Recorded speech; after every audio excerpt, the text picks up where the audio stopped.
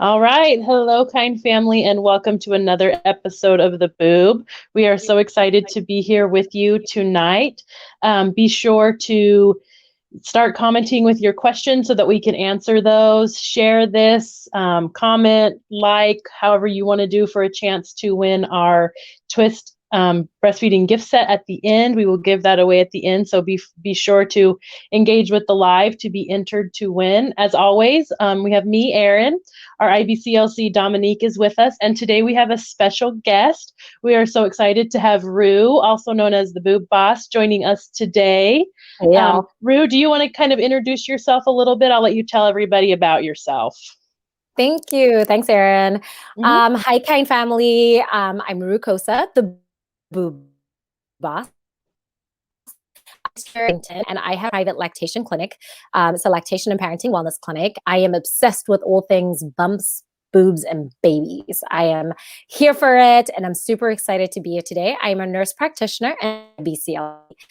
I'm also a kind mom. I actually started using kind with my first son and just absolutely fell in love with it and have always I love giving it to our patients. I love sharing and speaking about it.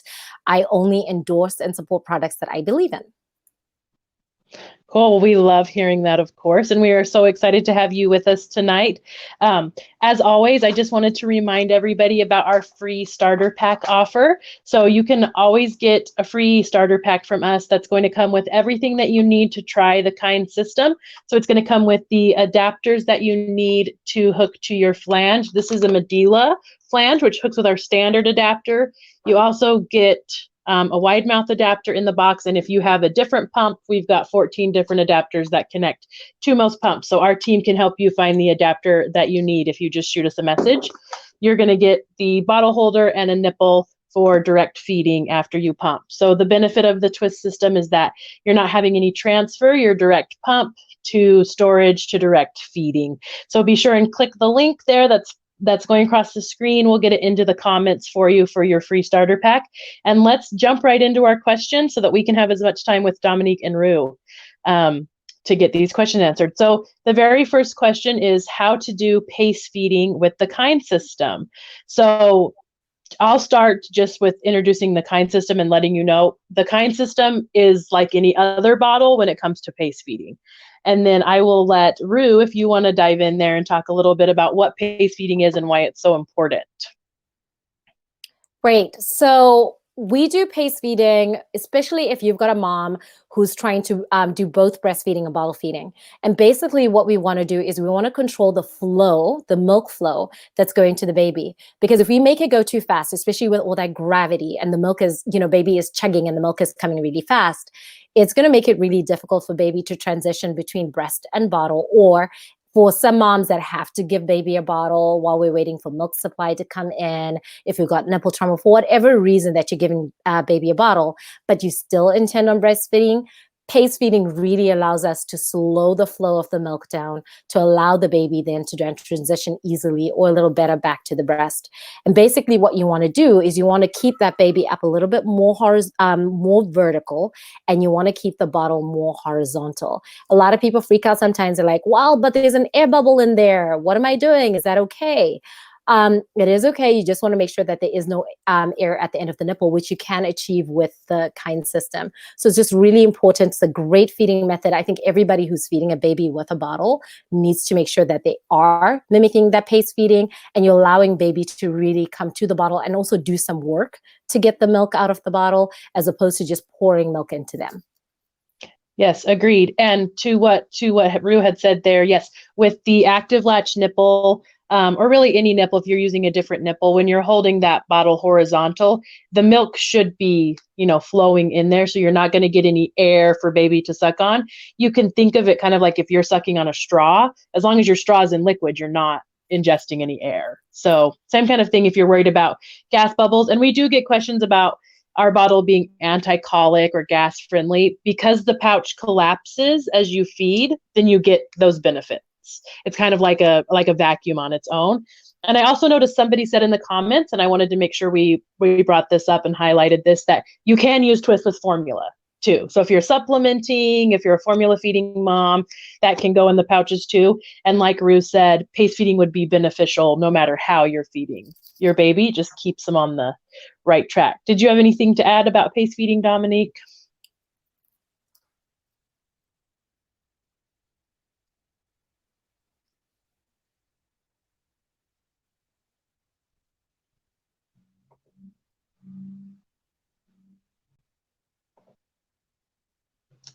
I think we lost Dominique's sound. So Rue and I will Rue, me and you will just keep going and see if we can get Dominique's sound back. Okay. I'm not sure what's going on there. So I know, like, I don't know about at your house, but at my house, the internet, the computer, Facebook, everything is just overloaded. Yeah, everybody's at home online, so things are cutting out. Yes. Yeah, you're doing really Yeah. good so far, so good. Yeah, everything is just like, it's just crazy. Yay. Oh, we can hear you now. Good. We were just saying that with everything that's going on, everybody's internet and computers and Wi-Fi, whatever, is just so overloaded. Yeah. Oh, yeah. I'm sure. So I'm also in my basement, so that could be a little bit to it too. Well, it happens.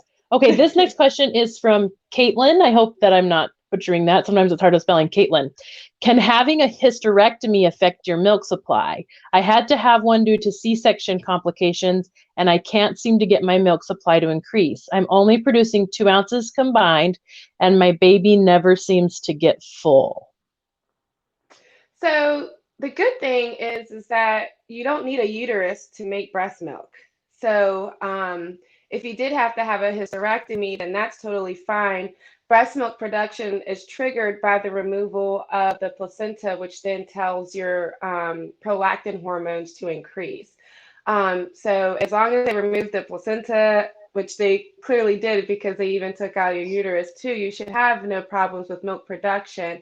Sometimes, though, when we are in a very stressed situation, and depending on the type of birth we have, sometimes that may cause a low milk supply in the beginning.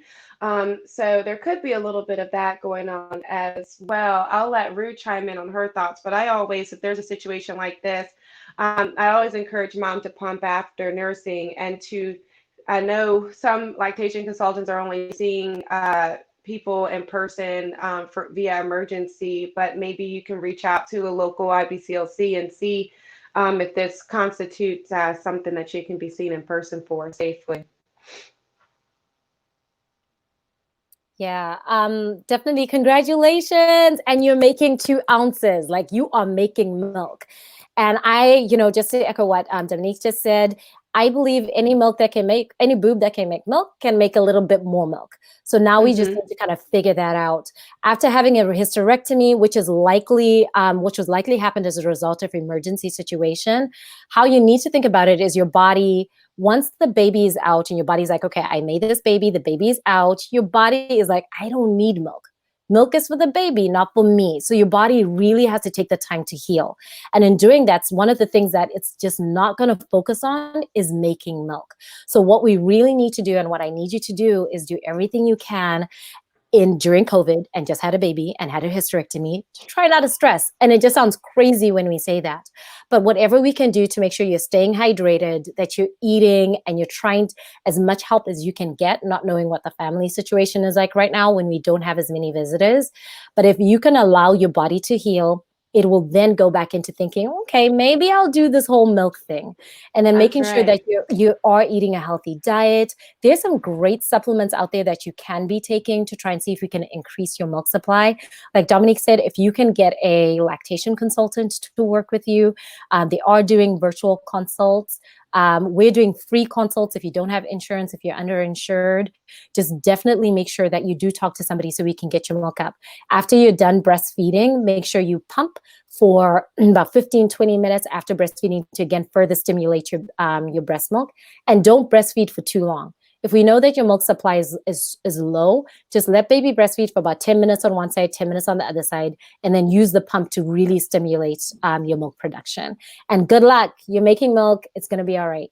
That's right. And we'll make sure, Rue, if you could help me and get me your link for your virtual consults, we can get that to our community. Yeah, So sure. maybe you guys some of you can visit with Rue. Those resources are so crucial right now. This next question is from Tamika. Is it better to have a schedule for your baby or to feed them on demand?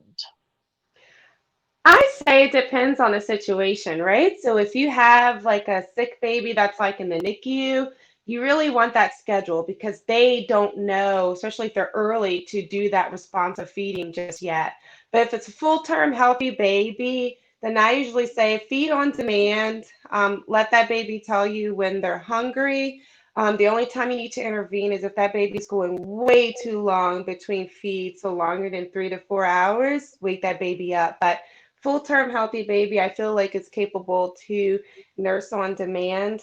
So listen to your boobs. Your boobs will tell you when that baby needs to eat, and your baby will tell you when they need to eat. And I think that's totally fine. Yeah, I think, Rue, did you have any thoughts to add to that? No, I completely agree, Dominique. Just, yeah. Especially right now Yeah. during COVID, I'm like, it's not like we're doing much of anything else right now. Right. The only time that you want to, I'm like, you might as well really just let that baby do their thing. The only time I'd say interrupted is sometimes as a mom, you just do need a break. So get your kind system out and pump and get that milk in there so that somebody else can bottle feed. Again, if we're after that 4 to 6 week mark, so we're not causing nipple confusion. But other than that, babies are just kind of figuring things out. So trying to stick to a schedule, I find a lot of times can stress everybody out more than anything else. And milk stress is definitely the one thing that will decrease your milk supply. So anything we can do to just, go with the COVID flow. I'm just like, yes. Everything is out the window right now. So Right. yeah. Agreed. I don't know. Yes, this next question, Rue, I'm so glad we have you on because this next question you'll definitely be able to answer for us. It's from Tessa that says, when taking any medicine or supplements and the directions say, if breastfeeding, contact your doctor first, how necessary is that? Or if my doctor's not available, what would be the best thing to do? Call the boob boss. Yeah. But on a serious note, there are going to be very few medications that are going to be out there that I'm not going to say that just because we want to be sure. We live in such a litigious society right now. So no one is ever going to say that unless they've gone through the screening to make sure, and the FDA trials to make sure that there is not going to be any risk to the baby and or that there isn't any, or to make sure we understand how much of it is actually concentrated in the breast milk. Know that a lot of supplements that are out there are not FDA regulated. So you just don't know what you're taking into your body. And again, how much of that is excreted into your breast milk and how much is going to go to the baby. When in doubt, I say for sure, definitely check in with your provider. The NIH has a great website, LactMed, and you can go on there and you can type out any medication and see, kind of read through and see if it is safe to take in pregnancy. There are not that many drugs that I would say go out there and experiment with, to be honest, just because babies are so fragile and so small. So even small doses really could cause trouble. So that's what I would say about that. And then even then, if you look right now, we just recalled Zantac. And that's something that we've been giving to moms and to babies. And forever, we thought it was safe. And now we're like, maybe we shouldn't have been doing that. So I'm really, really cautious when it comes to medication, even supplements. I say definitely ask someone to err on the side of caution. And if you don't need it, don't take it. Yes, agreed. And on top of LactMed, Infant Risk is another resource that Risk Center because they have you that can hotline telephone. Yeah, number you can that call their hotline or anything like that. But yeah, and I would say, and I could be totally wrong here, but most doctors are still available for a phone call. Even in a time like this, they may take your phone call, or you can try if you really can't get a hold of your doctor or Infant Risk, LactMed is confusing you. You can try a pharmacist. Sometimes they have the information. So just like Ruth said, when in doubt, ask. This next question from Carolina says, I'm only 25 weeks pregnant and my breast is already leaking. Is that safe? Should I just let it be? Yes, please. Oh my gosh. Do not pump. Do not hit express. Let me tell you, we just had a mom come into the unit and deliver 34-week twins because she started leaking and she wanted to pump to kind of get ahead of the breastfeeding. She went into labor a day later with transverse twins. So we had to do like a very, very emergency C-section because she was like 7 or 8 centimeters dilated. Oh. Please do not pump your breast. They do sell a product that you can stick inside your bra to catch the leaky milk if you want to, but let your boobs do what the boobs do. Do not try to stimulate. Do not try to hand express. Do not try to pump. Just let your boobs do their boob thing. Sorry, that's my like. That was like Dominique had a traumatic week. it was bad. It's it's like she's just coming in and it just went from like, hey, I'm having contractions to like stat, like OR. It was bad. And then once we found out that she like pumped, we were like, oh no. Yeah. Well, and on that note, I would say, and Rue may be able to elaborate on this, that once you get to your full term, right? You're sitting at 39, 40 weeks, your provider may work with you on moving labor along or getting some labor going with that, but you need to talk to your provider before you do any kind of stimulating, even just massage, hand expressing, because of that risk, like Dominique had said. But I only bring that up because you may see friends or on the internet, people that are using that as a tool. Just know that hopefully they've talked to their provider and they're ready to safely deliver their baby should that come. Yeah. Exactly. Yeah, definitely want to be careful with nipple stim. Yeah. This question is from Trisha. She says she's a first-time mom due in June. Oh, coming up. After baby is born, I want to exclusively breastfeed. When should I start pumping to build my supply? So perfect segue from our last question. So I guess I'll go. So I have differing opinions than most people because I work with a lot of low-income families and families that have to return to work very soon after delivery. So what I generally try to tell parents to do is try to exclusively breastfeed at least for the first 2 weeks, and then try pumping once or twice a day after that, and then introduce a bottle at like the 3 to 4 week mark. That way, if you do have a traditional 6 week maternity leave, you've got at least 2 or 3 weeks to work on the bottle feeding, and you've already got 2 to 3 weeks under your belt to start building that stash for when you go back to work. But if you have a longer maternity leave, then you can kind of finagle those time frames a little bit too. But if you're one that has a relatively short maternity leave, that's usually the recommendation that I give. And if you stay at home, there's really not a need to. As long as baby's nursing on demand, you don't need to build a supply. The baby is doing that for you. Yeah, and I would have to agree with that as well. Like Dominique, I also feel some kind of way about pumping. It's like, okay, when do I start? What's right? It really depends on how much milk you have. If you're that mama who, day 3, day 4, you are starting to leak and, you're filling up, I'm like, yeah, if we can start pumping and get that milk out and store it as much as you can without going crazy, I am all for sanity. So whatever you're going to do, we need to keep your sanity because we can feed your baby all sorts of things, but we cannot give your baby another mom. So we really need to make sure that we protect that is true.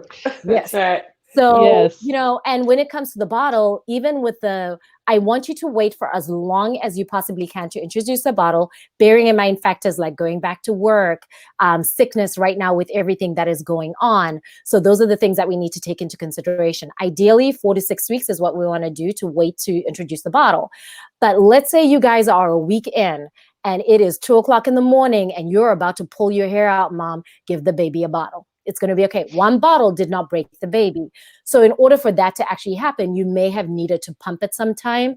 So I'm definitely like within those first 2 weeks, if you have it in you and you've got time and you're like, I want to figure out how that pump works and how that kind system works, bring it all together, bring out the pump, bring out the kind system, collect the milk, because you do never know when you're going to need it. Especially with everything going on with COVID right now, I am asking my moms to stop pumping a little bit earlier. Just so we can build a stash just so we can have a backup stash just in case you've got a sister or a cousin who ends up needing breast milk. And, you know, within families, I'm like, if you can donate breast milk and you need breast milk for all my mamas, you know, pumping out 16 ounces, come on, bring it. Let's see what we can do right now. So yeah, we can tweak it a little bit, but good luck with exclusively breastfeeding, and congratulations. Yes, so exciting. And, you know, you can always just throw this out there. If you don't have an IBCLC that you can get a hold of or that you have questions for, whatever, you can always send us an email to lc@kind.com. Dominique's waiting. She's waiting for your questions just so that they can answer them. Look up Rue on social media. I'll make sure she's tagged in our posts today. She's another really great resource. So use those resources for some really individualized support. That's what we're here for. We're happy to help. I know so many of lactation providers right now are not able to work. They're maybe not be considered essential, or their hospitals or their clinics may be closed, and they're just sitting waiting for somebody to need them.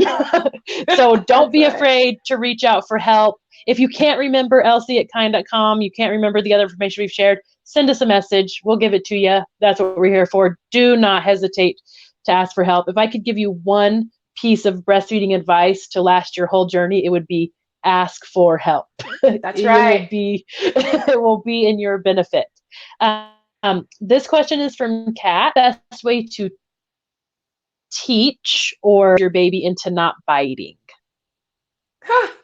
Can I take this one? This is like, yes, please. All right, and I was gonna see if I have. Okay, so basically, what you want to do, and people ask me this all the time, and I'm like, okay, you need, and this is gonna sound wrong, so I hope it goes through the whole way, because if this is all they get, they're gonna be like, Rue said what? You need to. Okay, babies, the one thing that they're really good at is they love to breathe. There's a lot of people that say flick the baby, some kind of pain on the baby. No, don't do that to your baby. All you want to do is you want to bring the baby, and just give me one quick second because I'm going to get my baby model so I can actually show you what I want you to do. Yes, that'd be great.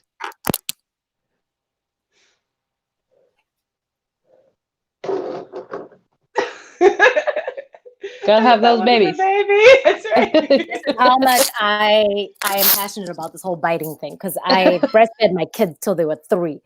So basically what you're going to do as you're nursing your little one, there we go. And they bite you. I want you to pull them in your breast and cover their nose. And what they're going to do is they're going to let go. So babies love to breathe. And what you're going to do is they're going to start mapping that this woman's going to kill me. I can't breathe. And literally every single time they do it, if you just draw them in, the first thing they're going to do when they is and let go. And if you do it again and let go, and they'll figure out, when I bite, I can't breathe through my nose because she pulls me. The minute you give them the reaction, they laugh. Your nipple is like, but they love that reaction. It's like, oh my God, mommy's so funny. And it's like, that hurts. So really gently, if you just pull them in and if you cover their nose, it'll automatically cause them to open their mouth and let go. And you definitely always want to make sure you unlatch and pull them off. And it's like that moment of this, I'm not going to breastfeed. I've had moms with that, and I literally tell them, when they bite you and they smile, they're so cute too. When they bite you and they smile, stop nursing, and we're going to stop the feeding so that, again, they can get that in their head that when you bite mommy, that's not okay. We're not going to go forward with the feeding. So it's not a thing that they start doing. Sometimes as they're sleeping in the middle of the night, it's a little bit difficult to play with and do. But I hope that works for you guys. Good luck with that. Yes, I was going to say that. I had my second, she was a biter, and she loved it, right? I mean, she didn't she wasn't trying to inflict pain on me, but she really did think it was funny. Mm-hmm. And we would do that, either the pulling in or pulling her away. And I also learned, and all you moms out there that have a biter probably can relate with this, that I started to be able to feel when she would shift her jaw. And I would just be like, nope, we're done. We're not playing this game. You are done eating.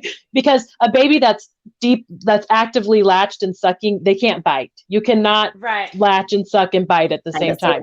So you can start to feel that little shift in the jaw, or my daughter liked to do it when she was done eating. And so I would just be like, there was no hanging out on the breast for a little while because I was That's like, right. we're I had one just of done. those.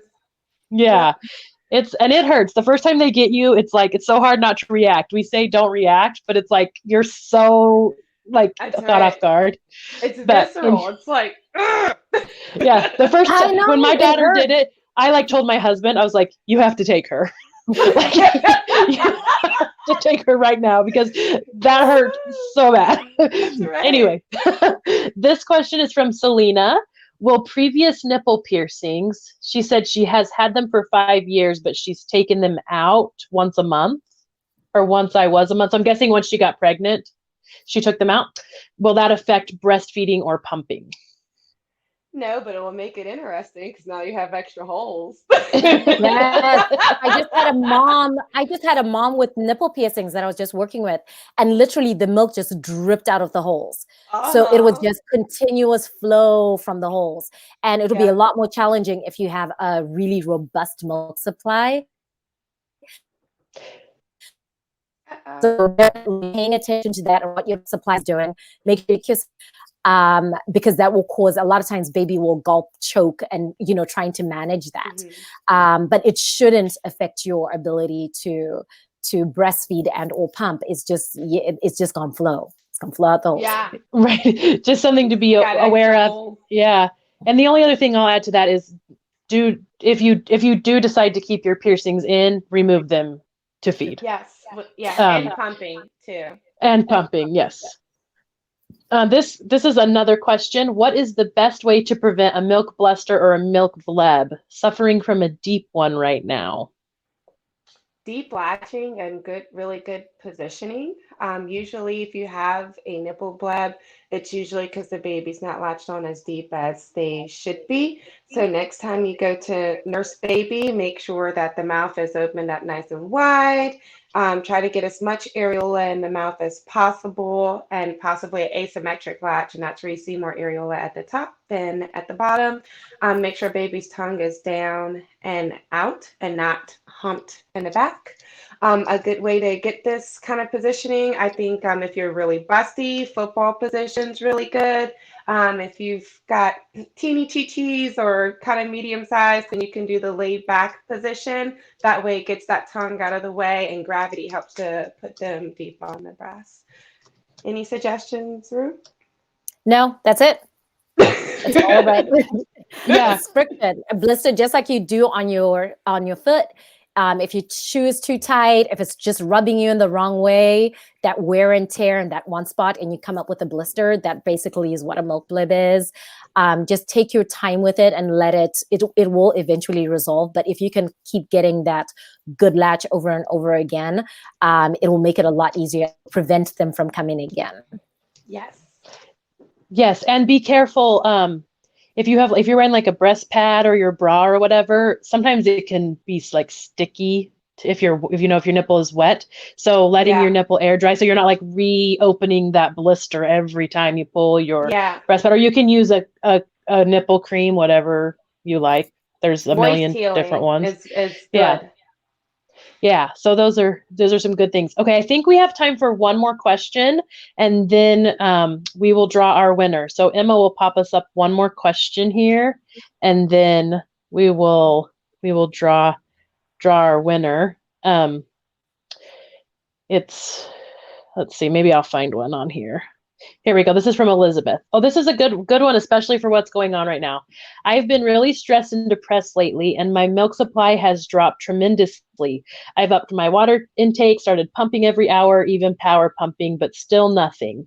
What can I do to get my milk back up? I don't want to give up, but it's stressing me even more. Oh, So wow. it sounds like she went from one pendulum to the other. It's like she went, whatever she's stressed and depressed over, then she noticed her supply went down. So then she just went stressing over the supply, which is probably why there's not why you're not seeing any results still. Rue, I'll let you chime in, but my biggest thing is if you have symptoms of depression, first things first is let's check that. Talk to your doctor. Or if you have a therapist, talk to your therapist. If you're on medications, maybe we need to change them or up them or lower them or whatever so that we can get your mood stabilized. If you're not on medications, maybe we need to start talking to somebody about getting on those.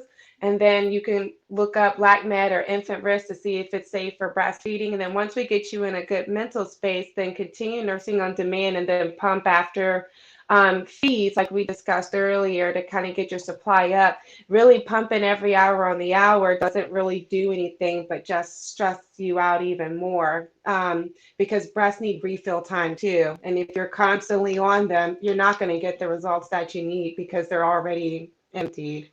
But Ru, I'll let you chime in.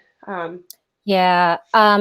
Congratulations. And I cannot, with everything that's going on, just the stress, and yeah, I hear you. But just like Dominique said, I think stress is probably the number one thing that'll kill your milk supply, that'll cut down your milk supply. So anything we can do to just kind of de-stress you and decompress you from that. The Edinburgh Depression Scale is available online, perinatology calculator online. It's a quick 10-question quiz that you can take to just kind of see where you fall. Right now, especially with everything going on with this questionnaire, and my score was anything above 10 for me is concerning. So I definitely want to know what's going on, and then really trying to figure out what we can do about the stressors. Do not pump every hour. That alone is going to make you go crazy. So don't be pumping every hour. I would definitely say every 2.5 to 3 hours. Pumping after baby eats is really what we want to do.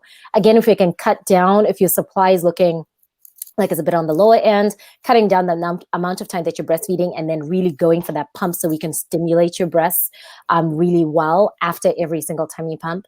And then one of the things I tell my moms is take one of your baby socks and I want you to put it over the bottles as you're pumping. So you're not counting drops.